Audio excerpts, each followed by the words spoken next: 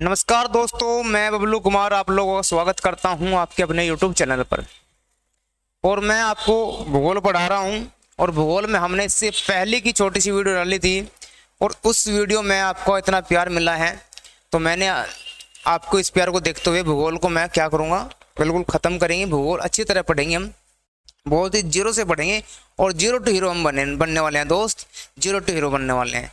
जिस भाई ने बिल्कुल भी आज तक भूगोल नहीं पढ़ा है और लगता है ऐसे भूगोल से डर लगता है, तो उसको डरने की आवश्यकता नहीं है, ठीक है दोस्त। क्योंकि आपका जो भाई है बबलू आपको पढ़ा रहा है। और दोस्त मैं बहुत ही अच्छे तरीके से आपको भूगोल पढ़ाऊंगा। और बस आपको क्या है, जितने भी पॉइंट मैं बताऊंगा आपको वीडियो को पहले ध्यान से सुनना है और बिल्कुल ध्यान से देखना है। उसके बाद में आपको क्या है, धीरे धीरे क्या है, पेन डाउन कर लेना है दोस्त, ठीक है। तो आइए, यदि भूगोल से क्वेश्चन आएंगे किसी भी एग्जाम में तो आपको क्वेश्चन नहीं छूटेगा, ठीक है। तो आइए, आपका जो कीमती वक्त है उसे कम लेते हुए चलते हैं पृथ्वी की ओर, ठीक है। तो हमारी पृथ्वी है, आप देख रहे हैं, ये जो है घूम रही है या घूर्णन कर रही है, ठीक है। हमारी पृथ्वी घूर्णन कर रही है और अपना प्यारा भारत जा चुका है। इसी तरह हमारी पृथ्वी घूम रही है, ठीक है। ये हमारी पृथ्वी पर कितने देश हैं, ये हमारे जो देश है ये क्या है, पृथ्वी के साथ घूम रहे हैं दोस्त, ठीक है। तो ध्यान रहे, जो आप ये बीच में लाइन देख रहे हैं, यह लाइन होती है, क्या होती है, ये जो रेखा होती है, यह रेखा होती है आपकी 0 डिग्री अक्षांश रेखा। क्या होती है? 0 डिग्री अक्षांश रेखा। तो दोस्त इसके बारे में आज जो है मैं आपको बताने वाला हूं। तो देखिए, हमारी जो पृथ्वी है, आपने बचपन में चंदा देखा होगा, चंदा, ठीक है। यानी चंदा से हम क्या बनाते थे, कोण बनाते थे। अब 10वीं में, 8वीं 9वीं में आपने चंदा का प्रयोग किया होगा। तो हमारी पृथ्वी का एक ही जो इतना हिस्सा है, जो आप इस हिस्से को, पृथ्वी के इतने हिस्से को अगर आप काट लेते हैं, और ठीक है दोस्त, ये देखिए, ये इधर से आप क्या है, आपका चंदा बन गया है। क्या बन गया? आपका चंदा बन गया इधर से, ठीक है दोस्त। क्या बन गया? ये चंदा बन गया है। उस चंदे में आपको यहाँ क्या होता था, 0 होता था। और यहाँ पर 1 2 3 4 5 6 इसी तरह डॉट डॉट डॉट डॉट करके यहाँ पर क्या लिखा होता था, 90 लिखा होता था, यानी 90 लिखा होता था दोस्त, ठीक है। एक इधर से होता था, 1 2 3 4 इसी तरह डॉट डॉट डॉट करके आपका एक नीचे भी क्या होता है, एक डाटा लिखा होता था, यहाँ भी 90 लिखा होता था, ठीक है दोस्त। तो ये हमारा क्या है, एक पृथ्वी क्या है, हमारा एक चंदे की तरह ही हमने क्या है, इसको आधा कर लिया है। आधा करते ही इस लाइन ने, जो ये रेखा है, इसको क्या किया हमने, इसको पृथ्वी के बिल्कुल बीचों बीच क्या है, अपने बिल्कुल बीचों बीच काटा है। यानी पृथ्वी के बिल्कुल बीच में, यानी बीच का मतलब होता है मध्य में। यानी हमारी पृथ्वी क्या है, भू है, और भू का मतलब होता है हमारी पृथ्वी, और इसके हमने बीच में क्या किया है, एक रेखा डाली है मध्य में। तो यहीं से एक नाम बनता है इसका, भूमध्य रेखा। तो दोस्त इसका नाम क्या क्या बनता है, इसका नाम बनता है भूमध्य रेखा। ये क्वेश्चन एग्जाम में पूछा जाता है कि भूमध्य रेखा, जो भूमध्य रेखा है वो कितने डिग्री अक्षांश पे है, वो आपका कितने डिग्री अक्षांश पे है, 0 डिग्री अक्षांश पे है आपकी भूमध्य रेखा, ठीक है दोस्त।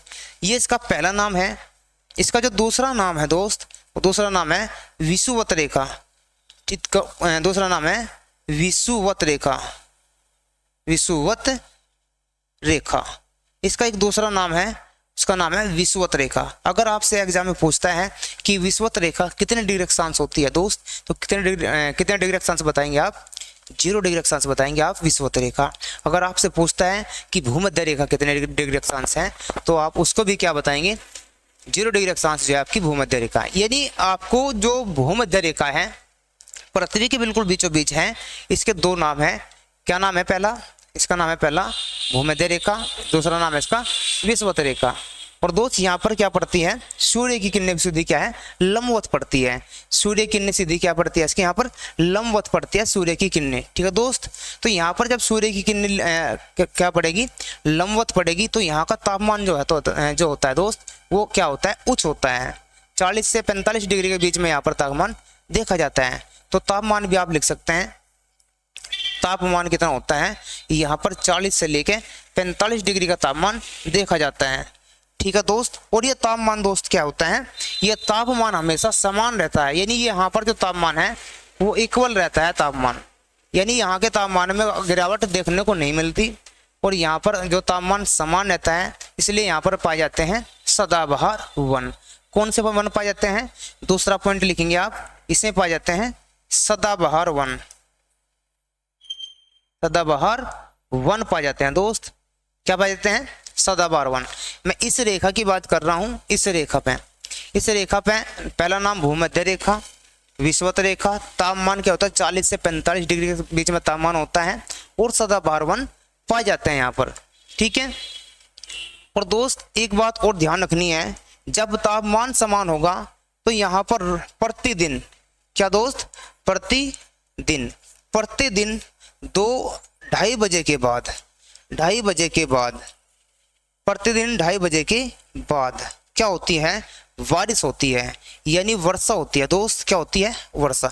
और वर्षा भी कोई हल्की फुल्की वर्षा नहीं होती, तो वर्षा भी क्या है, ये आपकी हल्की फुल्की वर्षा नहीं होती, वर्षा बहुत ही मूसलाधार होती है, मूसलाधार वर्षा होती है।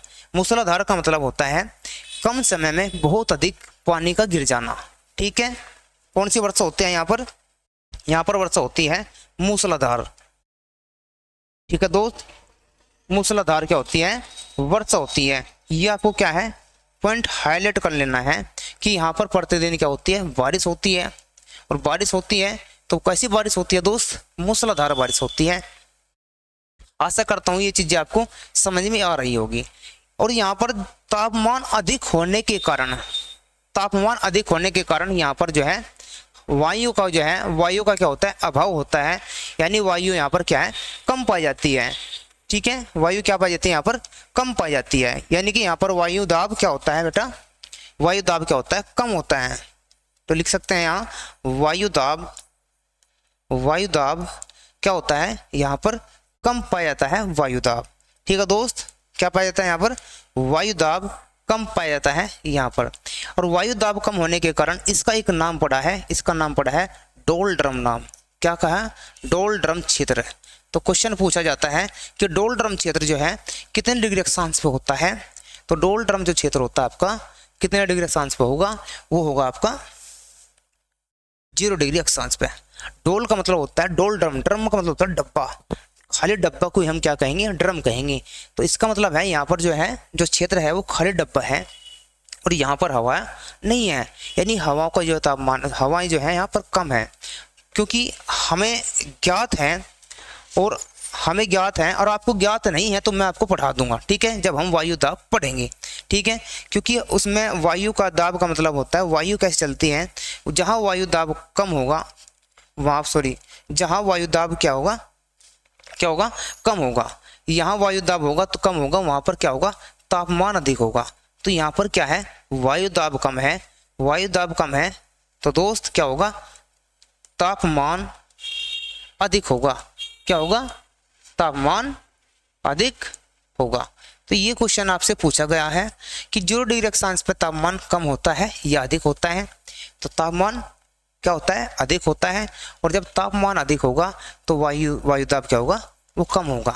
इसलिए आप गर्मियों में देखते हैं वायु नहीं चलती, और 2-3 औरतें बैठ के बातें बताती है, आज तो पेड़ का पत्ता भी नहीं हिल रहा। तो इसका मतलब है दोस्त, उनको इसके बारे में क्या है, नॉलेज कम है। लेकिन कि आजकल के जो जनरेशन्स हैं वे इन चीज़ों को जानती है। ठीक है। अगर गर्मी है तो इसका मतलब है हवाएं नहीं है दोस्त। हवाएं कहाँ हैं, हवाएं यहाँ से उठकर ऊपर चली गई है। ठीक है। तो इसलिए आपने भी गर्मी में क्या है से फेस किया होगा, और फेस किया होगा तो आपने देखा होगा जैसे गर्मी बढ़ती जाती है, ऐसे ऐसे आपके जो पंखे हैं वे हवाएं नहीं देते।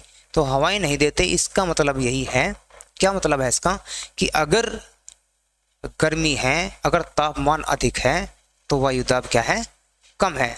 तो इसका मतलब यहाँ 0 डिग्री अक्षांश पर क्या है, हवाएं नहीं है। और हवाएं नहीं है तो इसका नाम क्या है, डोलड्रम क्षेत्र है। और तापमान अधिक होने के कारण आपको पता है पानी में क्या होता है, वाष्पन होता है, और इसलिए प्रतिदिन यहाँ पर क्या होती है, बारिश होती है दोस्त। क्या होती है, बारिश होती है।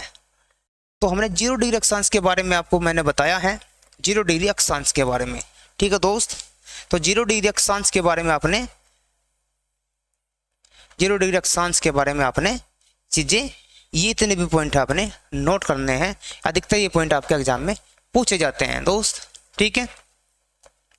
तो नेक्स्ट जो हमारी जो इससे आपने देखा होगा, आपने इधर जो पृथ्वी का आपका ये है, आपने 2 हिस्सों में डिवाइड कर दिया है। पृथ्वी को क्या कर दिया आपने, 2 हिस्सों में डिवाइड कर दिया है। एक हिस्सा ऊपर का है, इस हिस्से के जो ऊपर का हिस्सा होता है इसे कहते हैं हम उत्तरी गोलार्ध। क्या कहते हैं हम दोस्त, इसे उत्तरी गोलार्ध कहते हैं, ठीक है।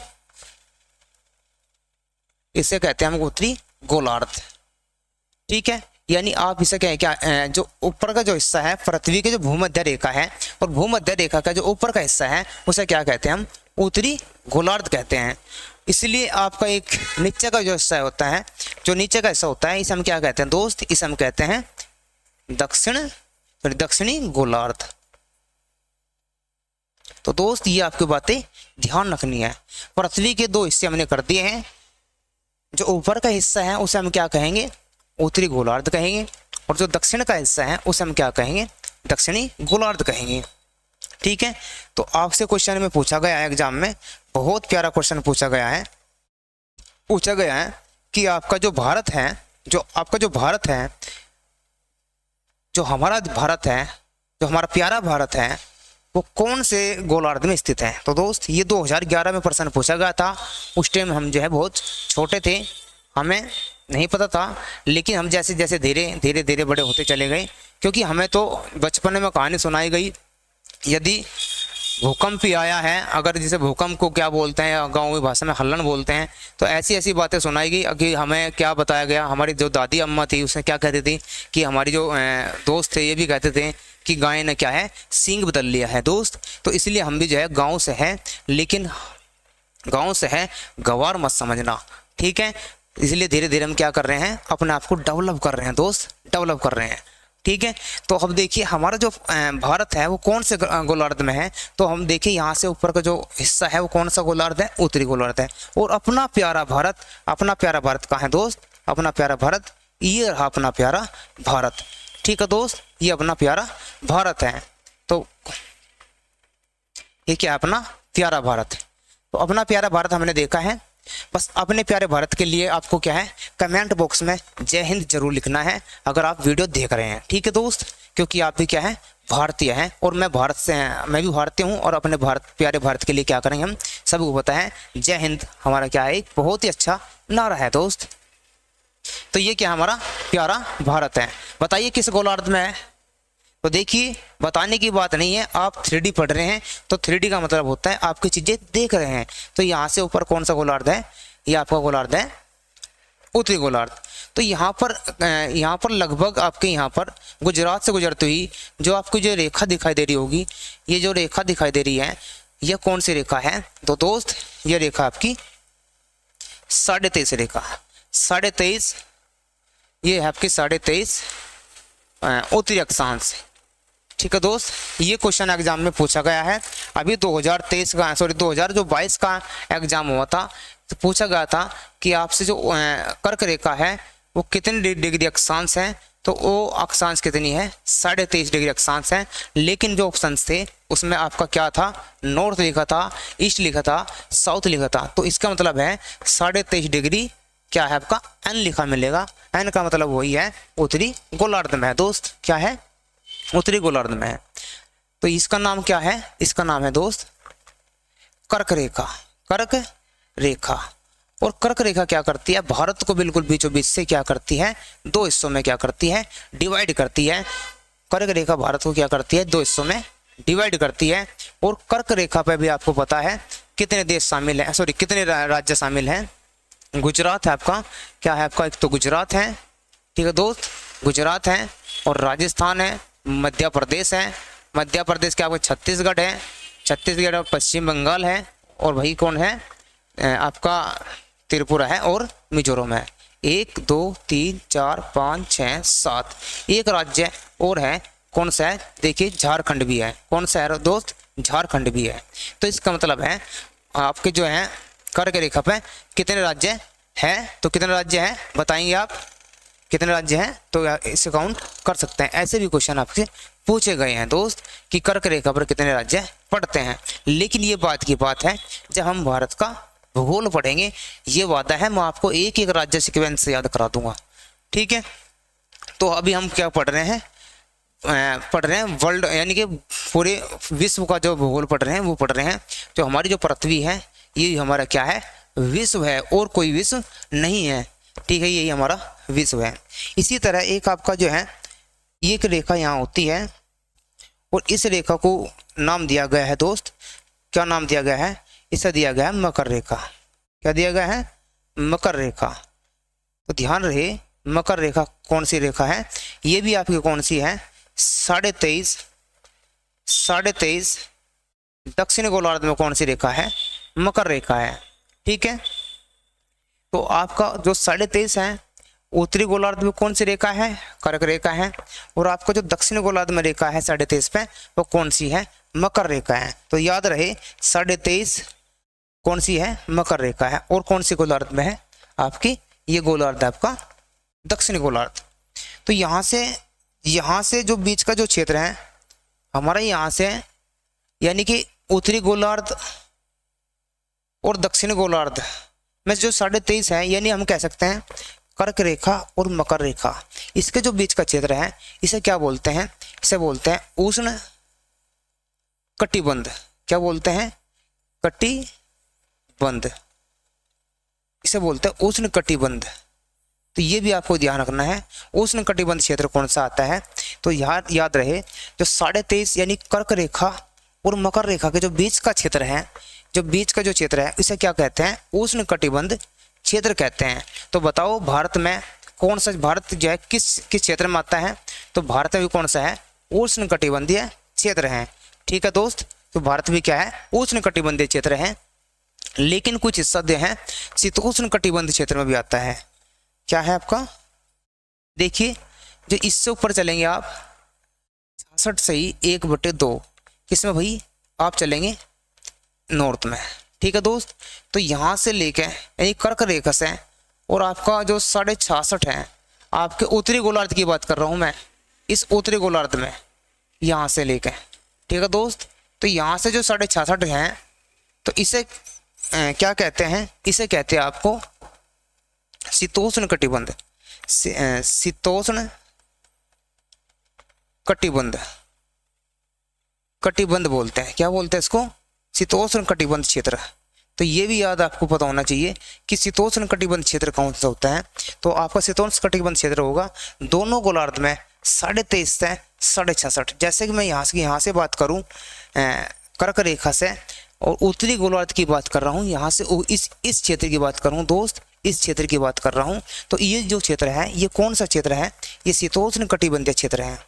इसी तरह यहाँ पर अगर मैं यहाँ की बात करूँ 66.5 में, तो दोस्त यहाँ पर भी क्या है आपका जो साउथ में है, तो ये क्षेत्र जो है आपका, ये भी जो क्षेत्र है ये क्षेत्र कौन सा होगा, ये भी शीतोष्ण कटिबंध क्षेत्र होगा। कौन सा क्षेत्र होगा दोस्त, शीतोष्ण कटिबंध क्षेत्र। तो ये भी आपको ध्यान रखना है कि दोनों गोलार्ध में आपसे पूछ सकता है कि शीतोष्ण कटिबंधीय क्षेत्र कहाँ होता है। तो आपको पता होना चाहिए शीतोष्ण कटिबंधीय क्षेत्र कहाँ होता है। दोनों इधर तो आपका उत्तरी गोलार्ध में कर्क रेखा और 66.5, कौन से गोलार्ध में, उत्तरी ही गोलार्ध में, और यहाँ पर मकर रेखा और 66.5 कौन से गोलार्ध में, दक्षिण गोलार्ध में। दोनों का जो बीच का क्षेत्र होता है उसे बोलते हैं हम शीतोष्ण कटिबंधीय क्षेत्र, ठीक है। तो इसलिए भारत में एक समस्या है, भारत में एक समस्या है कि भारत जो है दोस्त, भारत क्या है, भारत आपको शीतोष्ण में भी आ रहा है, यानी भारत आपका शीतोष्ण में भी आ रहा है, और दोस्त किस में भी आ रहा है, उष्ण कटिबंधीय भी आ रहा है, ठीक है, यानी उष्ण कटिबंधीय भी आ गया है। तो भारत शीतोष्ण का हिस्सा है, उष्ण कटिबंधीय का भी हिस्सा है। तो इसे बोलते हैं, क्या बोलते हैं, दोनों क्षेत्र में आपका आता है, शीतोष्ण कटिबंधीय भी और इसमें भी, इसलिए बोलते हैं इसे क्या बोलते हैं, उष्ण कटिबंधीय क्षेत्र। तो भारत ज्यादा अधिकतर क्या है आपका, उपोष्ण कटिबंध, सॉरी क्या बोलते हैं इसको, उपोष्ण कटिबंधीय क्षेत्र, उपोष्ण कटिबंध क्षेत्र, कटिबंधीय क्षेत्र है। तो भारत कौन सा है, भारत जो है उपोष्ण कटिबंधीय क्षेत्र का हिस्सा है, क्योंकि जो है ये दोनों हमारा कुछ इसमें भी है कुछ इसमें भी है। तो आपको क्या बात हुई, ये शीतोष्ण कह सकते हैं या उष्ण कहेंगे, तो इसमें क्या है समस्या है, क्या कहेंगे हमसे, या तो हम शीतोष्ण का बोल सकते थे या हम क्या बोल सकते हैं उष्ण कटिबंधीय। तो भारत में क्या है उप, ये तो दोनों में है, उप का मतलब है ये ऊपर भी है और नीचे भी है, तो इसका मतलब नाम रखा गया उपोष्ण कटिबंधीय क्षेत्र। तो भारत किस क्षेत्र का हिस्सा है, उपोष्ण कटिबंधीय क्षेत्र का हिस्सा है। ये आपको वेरी वेरी इंपॉर्टेंट पॉइंट्स हैं जो आपको नोट करना है दोस्त, क्या करना है, नोट करना है। तो ये हमने रेखा पढ़ी, और ये कौन सी रेखा है, ये हमारी अक्षांश रेखा है। क्या रेखा है, हमारी अक्षांश रेखा है दोस्त। कौन सी रेखा है, ये हमारी अक्षांश रेखा है। तो हम देखते हैं कि भारत का जो हमारी जो पृथ्वी है, जो हमारी पृथ्वी है, हमारी पृथ्वी में कुल कितने अक्षांश हैं, कुल कितने अक्षांश हैं।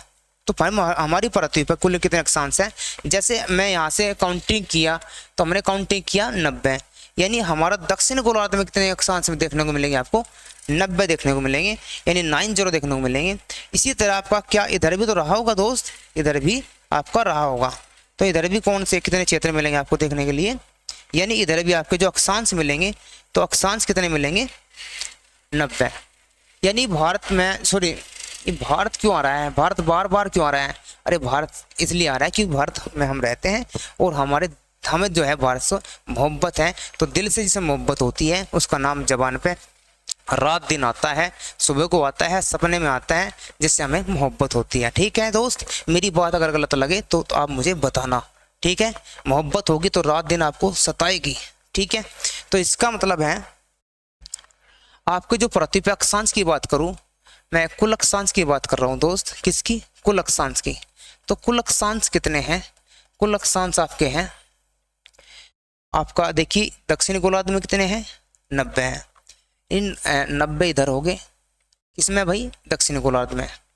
और आपके देखिए उत्तरी गोलार्ध में कितने हैं, 90 ही आपके उत्तरी गोलार्ध में है, ठीक है। लेकिन आपने ध्यान किया हो, आपने जीरो वाली आपके नहीं जोड़ी, आपने जीरो वाली आपने नहीं जोड़ी, क्योंकि आपने एक यहाँ से स्टार्ट किया है और एक यहाँ से स्टार्ट किया है। तो आपको ये एक भी जोड़ना पड़ेगा 0 डिग्री अक्षांश वाला, कौन सा, जीरो वाला। तो बताइए कितने अक्षांश हो गए, और मुझे लगता है कि आप इसे जोड़ लेंगे 90 और 90, ठीक है। कितने दोस्त हो गए, 180 हो गए, और एक और आपको ऐड करना है। अगर मैं कुल अक्षांश की बात कर रहा हूं तो कितने अक्षांश है, 181 अक्षांश है कुल। कितने अक्षांश है, 181 अक्षांश है कुल।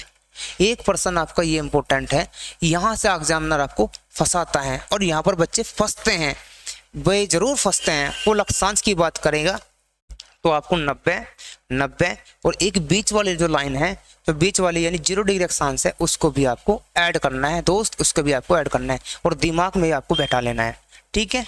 यदि आप अपने घर का जो चिराग बनना चाहते हैं और जो आपके माँ बाप ने आपके बारे में सोचा है, तो वो आपको करना होगा दोस्त, बिल्कुल करना होगा, ठीक है। कुल अक्षांश की बात कर रहे हैं तो अक्षांश कितने आपके 181 है। अगर मैं अक्षांश की बात करता हूं, डायरेक्ट अक्षांश की बात पूछता है वो, अक्षांश कितने हैं, तो आप बताएंगे केवल 90 और आप 90। तो आपको टोटल ये ही बता देने हैं कुल अक्षांश कितने हैं, तो टोटल अक्षांश बता देने आपको कितने, 180। कितने, 180। अगर कुल में आएगा तो दोस्त आपको 0 वाला जोड़ लेना है, अगर कुल में नहीं आएगा तो दोस्त याद रहे आपको क्या बताना है, 180 बताना है। एक पर्सन और है जो आपको फंसाता है, ठीक है। कौन सा पर्सन है, वो पर्सन है अक्षांश वर्त। क्या पूछेगा आपसे, अक्षांश वर्त कितने हैं। तो आप ध्यान रहे, जब भी अक्षांश वर्त की बात करता है, अक्षांश वर्त की बात करेगा, तो आपको क्या बताना है, 179 बताना है। कितना बताना है, 179 बताना है, क्योंकि आपके 2 अक्षांश घट जाते हैं, 2 अक्षांश घट जाते हैं, जिसे बोलते हैं अक्षांश वर्त। वर्त का मतलब होता है दोस्त छल्ला। क्या होता है, छल्ला। कैसे होता है, छल्ला होता है, ये इसे बोलते हैं वर्त, ठीक है। एक बिंदी कभी वर्त नहीं हो सकती, यानी एक पॉइंट कभी वर्त नहीं हो सकता। तो इसलिए जब आप 90 डिग्री अक्षांश पे जाएंगे तो केवल एक जो है बिंदी देखने को मिलेगी, यानी एक पॉइंट देखने को मिलेगा, यानी एक इधर घटेगा आपका और एक उधर घटेगा। तो इसका मतलब है जब 181 में से आप 2 घटा देंगे तो कितना बचेगा, 179 बचेगा। ठीक है दोस्त, 179 बचेगा। ये ये तीनों पॉइंट जो है आपके लिए एग्जाम के लिए बहुत ज़्यादा इंपॉर्टेंट है, बहुत ज़्यादा इंपॉर्टेंट है ये तीनों पॉइंट। ठीक है दोस्त, बहुत ज़्यादा इंपॉर्टेंट है। आशा करता हूँ ये चीज़ें आपकी समझ में आ रही होगी। ठीक है दोस्त, और देखिए एक बात और है, यहाँ से जो आपके अक्षांश है, ये जो अक्षांश है यानी जो पृथ्वी पर जो आपके जो 181 अक्षांश हैं, ठीक है दोस्त, तो इनके बीच में फासला होता है। यहाँ से वहाँ जाने के लिए क्या होगा दोस्त, इनमें फासला होगा यानी दूरी होगी। क्या होगी, दूरी। जैसे मेरे और आपके बीच की दूरी है, या मैं कह सकता हूँ आप किसी से घर के बीच की दूरी है, तो वो क्या है, दूरी अलग अलग हो सकती है, लेकिन पृथ्वी पर जो अक्षांश है उनकी दूरी क्या है, इक्वल है, बिल्कुल इक्वल है। अगर यहाँ है तो यहीं रहेगी। ठीक है, ऐसा नहीं है कि जो है रामफल का मकान यहाँ है और घेर वहाँ है, तो इसका मतलब है ये दूरियाँ अलग अलग होती हैं, कुछ दूरियाँ अलग होती हैं। ठीक है, वो आप जानते हैं कुछ दूरियाँ क्या होती हैं। ठीक है दोस्त, तो यहाँ से जो दूरी होगी, यहाँ से जो दूरी होगी, यहाँ से कितनी होगी, एक एक एक, क्योंकि आपने एक एक लाइन लिखी है, एक यहाँ एक यहाँ एक यहाँ, तो आपको याद रहेगा एक एक, तीन, बस 3 बार 1 किलोमीटर, एक एक यानी 111 किलोमीटर का इसमें क्या होता है, फासला होता है। वेरी इंपॉर्टेंट है, दो अक्षांशों के बीच में कितने किलोमीटर का फासला होता है, 111 किलोमीटर का दूरी का क्या होता है, फासला होता है। ठीक है, एक एक एक 111 किलोमीटर का फासला। ठीक है, ठीक है, एक एक करके देखेंगे, लग जाने तो नौकरी, उनको भी देखेंगे जो कहते थे ना ये बंदा कुछ नहीं कर पाएगा। ठीक है, उनको बताएंगे हम क्या कर सकते हैं। ठीक है दोस्त, तो आपको भी क्या है, कुछ ना कुछ करना है। ठीक है दोस्त, क्या करना है, कुछ ना कुछ तो करना ही है। जिंदगी में आए हैं तो ऐसे नहीं जाएंगे दोस्त। 111 किलोमीटर का क्या इसमें फासला है। आपसे पूछता है इन दो अक्षांशों के बीच की दूरी है कितनी है, 111, तो इसे नाम दिए, क्या नाम देंगे, इसे नाम देंगे, क्या नाम देंगे। जब आपका एक एक करके दिल तोड़ा है, किसने तोड़ा है, गोरे गोरे चेहरे ने दिल तोड़ा है, जो गोरे गोरे चेहरे होते हैं उन्होंने आपका दिल तोड़ा है, तो इसका नाम भी क्या लिखेंगे, गोरे लिखेंगे। क्या लिखेंगे, गोरे। यानी इनके जो बीच का जो दूरी होती है इसे हम क्या कहेंगे, गोरे कहेंगे। क्या कहेंगे दोस्त, गोरे।